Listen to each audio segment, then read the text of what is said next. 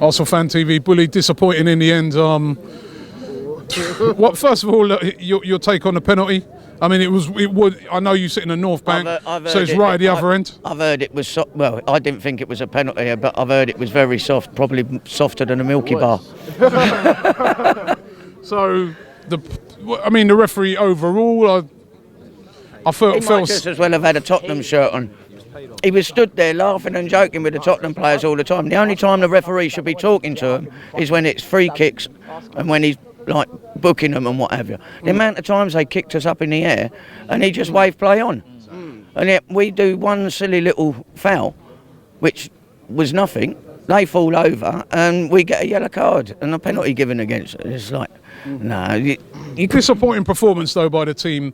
You know, when you consider how we've been playing, the game against Chelsea is the one that everyone looks at and says, the way we just ripped them apart.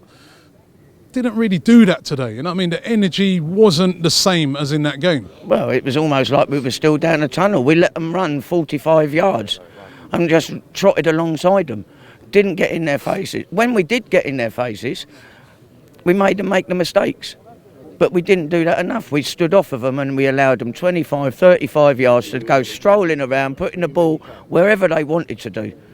We was just stood there watching it. They might just as well have had a seat in the stands, like the way they were standing there watching the game go by them.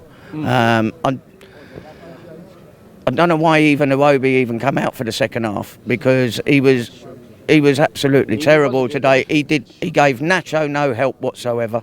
And now listen, hold on. You know what? Because I've heard a lot of people today now that we got to be careful with this kid, that we don't start knocking his confidence. Because for me, let's remember where he's come from straight out of the academy. He's been brilliant for us. Yeah, but I think he's had a couple of games recently where he hasn't been as good, but the guy's a talent. But he's one of those that we should have actually rested when we needed to rest him. He looked dead on his feet today. He didn't know it didn't look like he knew what he was doing. And against Tottenham, you need men. You need them to stand up and be men, not just like fall away all the time. Today, we basically let them have that today. We just stood off way too much and allowed them all the time in the world to do whatever they wanted. International break, then United away. So it's they're going to come back from that break and it's not going to be easy. It's going to be straight into the fire again. Arsenal hasn't beaten Mourinho. Right. So we're going to have that same thing. And if he plays like he did, gets the team playing like he did today, then we're going to get another 8-2 bloody hammering, if we're even able to get the two. Right.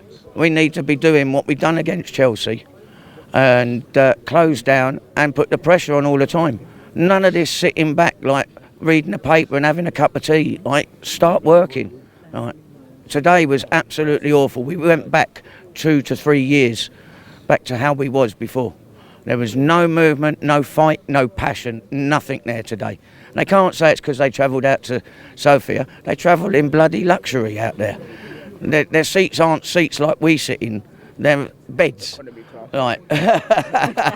Economy first class, yeah.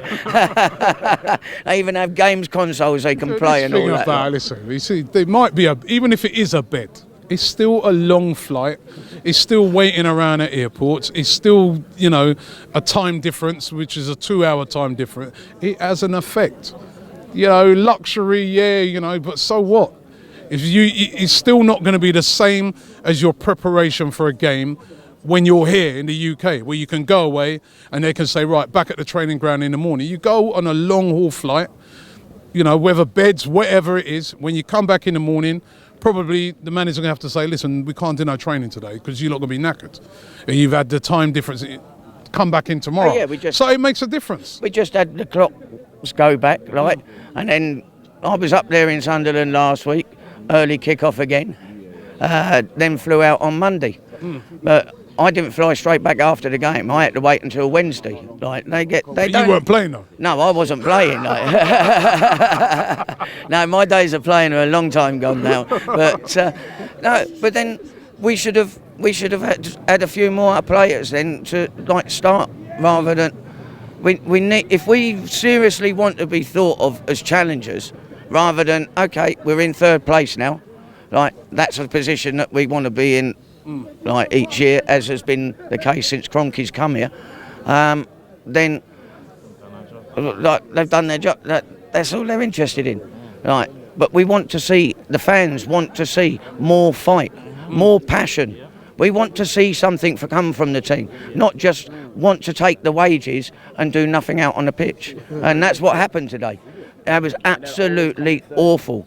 There was a couple of players that tried, but when they've got nobody else doing anything around them or making the runs through. Coquelin, I thought, played really well today. How he even got back up and carried on playing after the way he was fouled.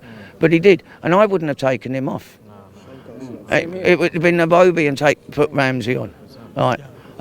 Theo stood there way too much, watching the game go by him. When he did actually harry them, he got the beating of them. But he didn't do it enough. It's the same thing. It's the same old story. It's like when we don't do well and we sit off and we let teams play, we struggle to get a result. When we close teams down and we play simple, quick, 1-2 touch football, get in the face of the player, harry them, leave a space so that the referee can see that you're not actually touching them, because that's where we fall foul a lot of the time. But if you're not going to do that, then we ain't going to be up there for the first place at the end of the season.